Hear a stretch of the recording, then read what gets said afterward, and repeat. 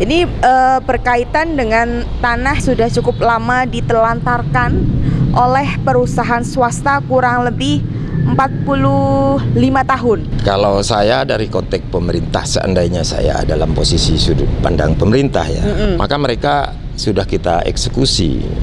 Karena di PP itu, di peraturan pemerintah, apalagi Presiden juga sudah menyampaikan jangan sampai rakyat bergerak.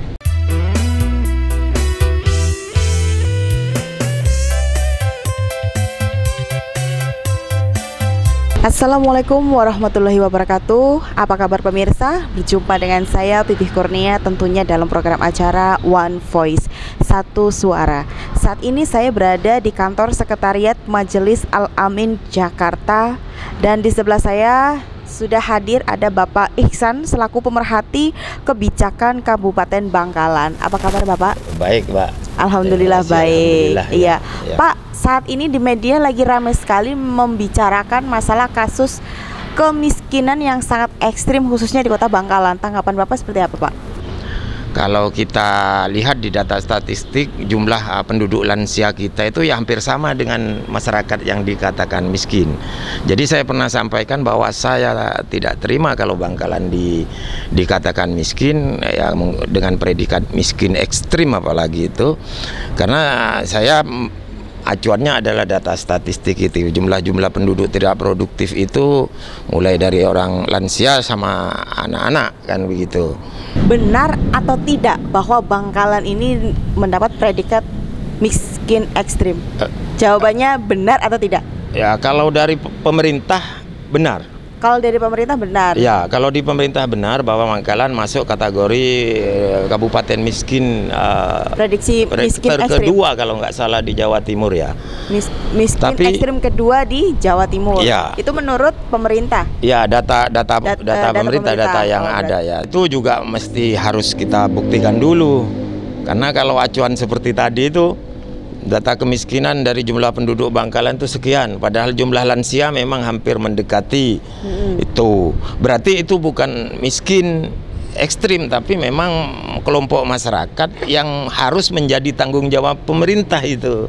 Karena mereka tidak mungkin bisa bekerja, mereka pasti pengangguran, kan gitu. Apa di sini pemerintah diperlukan atau menyediakan lapangan kerja? Nah, dari sektor itu yang memang sangat kurang di Kabupaten Bangkalan.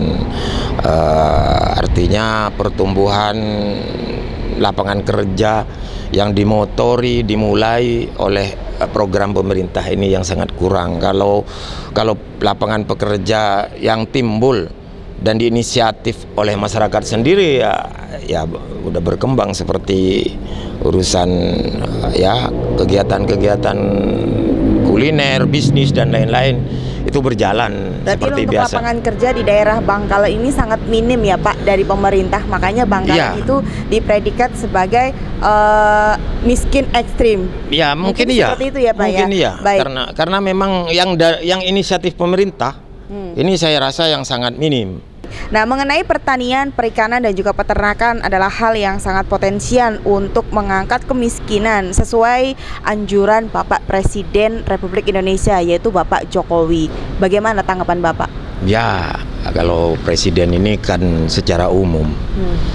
Jadi eksekutorialnya adalah tetap harus dipimpin Kabupaten Bangkalan. Karena beliau sebagai presiden ya tentu menyampaikan ini soal ekonomi, peningkatan ekonomi, tetapi teknisnya seperti apa di bawah tentu ini pemerintah kabupaten yang harus menjalankan. Berarti di sini yang salah ya, pemerintah kalau Bangkalan ya Pak? Kalau menurut Bapak gimana nih?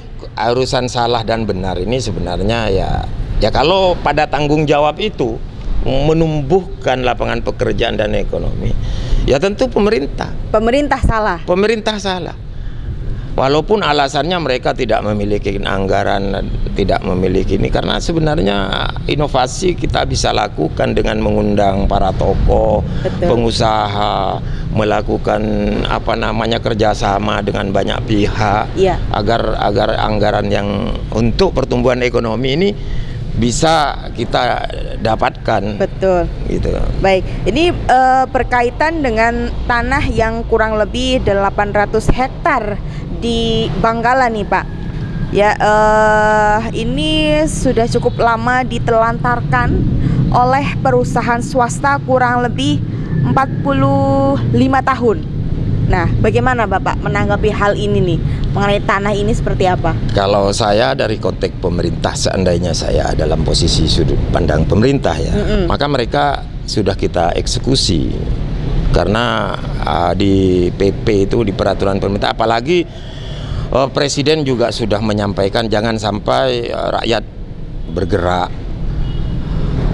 Gini, ada dosa sebenarnya dari para pemegang hak yang sudah ditelantarkan itu. Ketika mereka diberi hak itu, mereka diberi dua tugas oleh aturan itu. Pertama adalah tugas untuk mendapatkan profit dari usahanya, dan tugas sosial. Artinya ada tugas untuk mensejahterakan masyarakat di situ. Ini yang tidak bisa dilakukan. Tapi apakah pemerintah kabupaten ini berani melakukan itu atau tidak? Kan itu pertanyaannya. Tapi kami akan mendorong itu, sudah mulai mendorong itu agar segera dieksekusi. Apapun dasarnya mereka, apakah mengaku ada afiliasi dengan BUMN atau tidak.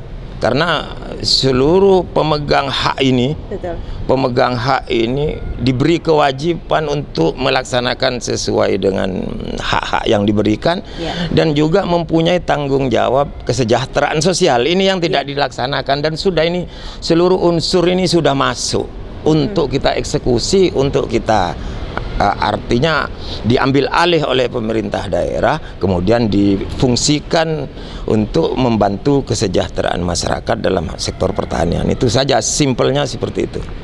Iya. Ya.